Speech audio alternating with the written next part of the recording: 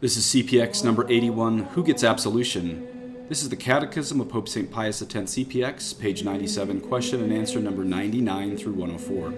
God give you his peace, in nomine Patris et Filii et Spiritus Sancti, Amen. Heavenly King, Consoler, Spirit, Spirit of truth, who art present everywhere and filling all things, treasure of all good and source of all life, come dwell in us, cleanse us and save us, you who are all good.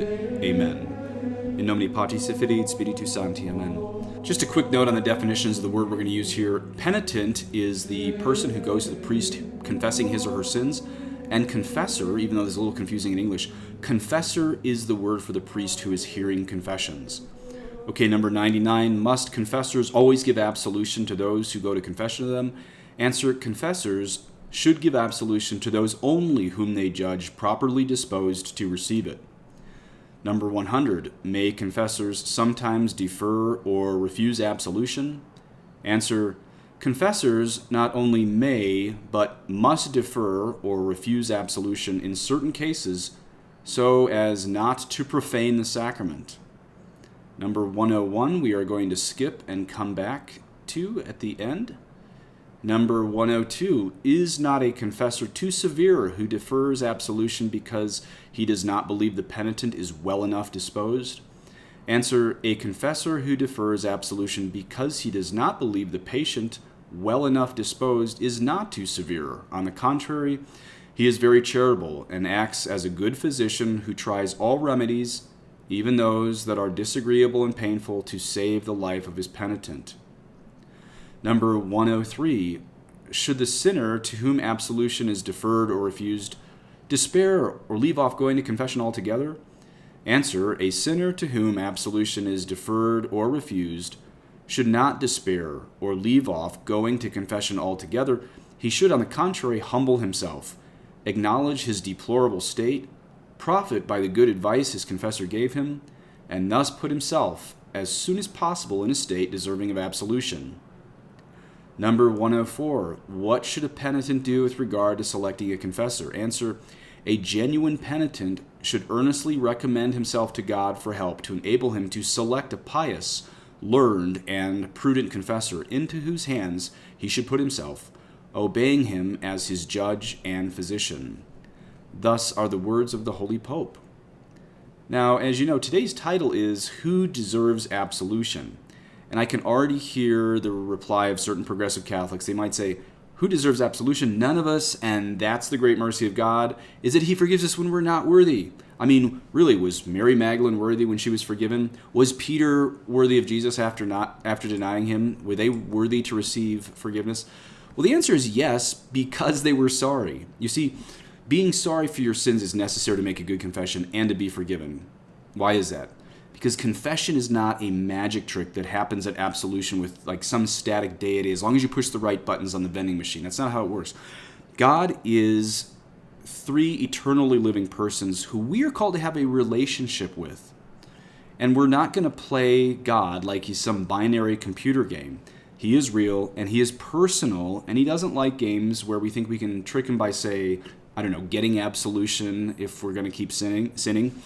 And so just as the Pharisees couldn't be forgiven by Jesus because they weren't sorry, so also the priesthood of Jesus Christ that I only participate in the one priest who is Christ, I should say. There's only one high priest according to St. Thomas Aquinas. But the priesthood that I have a participation in, that's just an extension. That's an extension not just of Christ's forgiveness, but should in some sense also be an extension of his heart and mind in the world. And this is exactly why someone like Padre Pio, nearly conformed to Christ himself, frequently denied absolution of his penitents. Well, see, it's a lot like a doctor he's refusing not good treatments, but bad treatments when he refuses absolution. Why is that? Well, the short answer is it's no good to trick a penitent into thinking you're shooting real absolution in his direction when you're just shooting blanks. Blanks because the words of absolution have to land on, so to speak, land on penitence, sorrow. You see, this is basic stuff. This isn't Jansenism or complex Catholicism or rigorism. This is really basic stuff. Really, it's really basic. You have to be sorry to be forgiven. And you can't be sorry if you're going to keep living in sin. So let's take a look at just what Pope St. Pius X has to say on question and answer number 101, because that's the one he gives certain examples of when a priest might deny absolution. Now, real quick, if there's any priest listening, please don't imitate any or all of the following examples of denied absolution unless you're really sure the Holy Ghost is calling you to deny absolution in the confessional with the specific person you're with. Because, today people are really barely trucking along now, and they're barely making it to the sacraments with all the depression, with the lockdown and stuff. So I think we need to have, and you know me, I'm the last person to say God has changed his mind in the modern times. Clearly, God is the same yesterday, today, and forever. Jesus Christ is the same yesterday, today, and forever. But I am going to say, we need a little more leeway than when Pope St. Pius X wrote this, especially since, who knows, the next lockdown might separate many penitents from their priests. So be very, very sparing in denying absolution. But here are some possible, not definite examples. We'll go through this in number 101 today. So 101 question is, who are those penitents who are to be accounted badly disposed and to whom absolution must be, as a rule, refused or deferred? Answer, penitents who are to be accounted badly disposed are chiefly the following. Number 1, those who do not know the principal mysteries of their faith, or who neglect to learn those other truths of Christian doctrine which they are bound to know according to their state. Okay, now if you're my words, Father David Nix, on just number 1 there. Now, honestly, when I first read that seemed a little bit harsh to me. I mean, why should the ignorant be denied absolution if it's not their fault? Well, 3 reasons. First of all, you have to remember it's a modernist idea that ignorance of the faith exonerates culpability. At least where the Catholic faith is available, the traditional teaching was that ignorance increases culpability.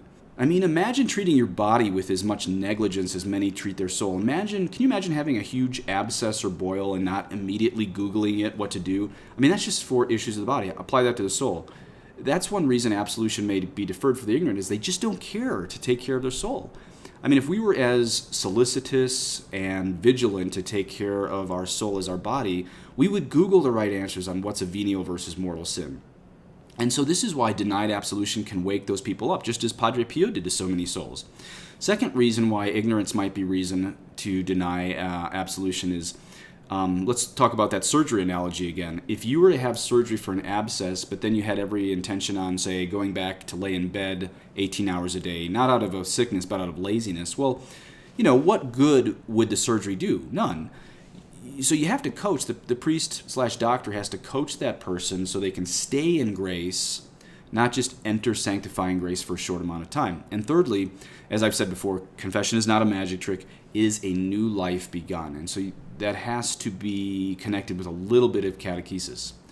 As I said at the beginning of 101 here, be very, very sparing in denying absolution, especially for ignorance, since in some sense, it really is not the fault of Catholics who've learned the wrong Catholic faith if they learn from a progressive parish. We're all trying to catch up on tradition, so be generous and merciful, of course, if there's any priests listening. But it is interesting that Pope St. Pius X says ignorance could be a reason to deny absolution. And the second example he gives for those who might be denied absolution, he says, those who are gravely negligent in examining their conscience, who show no signs of sorrow or repentance. A couple quick thoughts on this. In this case, giving absolution would be a lie, since repentance and sorrow are necessary for a good confession. And again, if you doubt what I said, but you believe in superstition more than Catholicism. Catholicism is a relationship with God. You can't play God. You can't trick God. Third example he gives, quote, those who are able but not willing to restore the goods of others or the reputations of those they have injured, end quote. Personally, there have been bishops and priests who've lied about me publicly, and I've warned them publicly that their confessions would and could be invalid until they restore my reputation. Otherwise, people, bishops, priests, lay people, could just go around telling lies about people and then, just go to confession and think they're forgiven. No, you can't destroy a person's reputation publicly and expect to get healed in the interior part of your soul until you prove sorrow.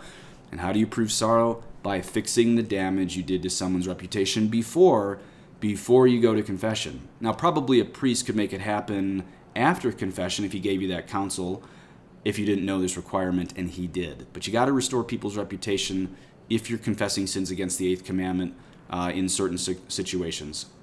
Okay, number 4, there's another example when you might deny absolution, or a priest might deny absolution. He says, those who do not from their heart forgive their enemies. Wow, that's an interesting one, and that's a hard one, honestly. But listen to Matthew 18. Quote, "And should not you have had mercy on your fellow servant as I had mercy on you? And in anger his master delivered him to the jailers until he should pay all his debts. So also my heavenly Father will do to every one of you if you do not forgive your brother from your heart." End quote. Okay, does that seem surprising to some people, that not forgiving someone might be a reason not to get absolution? That's not being mean or legalistic. This is just proof that traditional Catholicism is based on the Bible more than it's based on canon law or whatever ideas people have of just the sacraments being magic tricks, like I said. And I keep saying magic tricks not because they are. The sacraments are the divine mysteries of God. But when we think that we just push a button without changing our life or any of the sacraments, it's just not a good idea. Okay, fifth example he gives, those who will not practice the means necessary to correct their bad habits. Now again, this isn't meant to, he doesn't write this to be mean to penitents. Let's talk about the example of alcoholism. Imagine you're an alcoholic and a priest told you in confession, no absolution until you were either sober a month, or maybe he makes absolution dependent on emptying your house of alcohol. Of course, to the modernist mind, this might seem severe, but what if it saved your life? What if it saved your soul? You have to remember, confession starts a new life, not just a new, situation where you feel better psychologically. Confession is to begin a new life. And the last example he gives when absolution might be denied is number 6, those who will not abandon the proximate occasions of sin. Okay, an easy example of this would be, say, a non-married couple living in sin. Well, they obviously can't go to confession. Why? Because they will not abandon the proximate occasion of sin, namely the sin of cohabitation. Please say an Our Father for me, et benedictio Dei omnipotentis, Patris et Filii et Spiritus Sancti, descendit super vos, et maneat semper. Amen.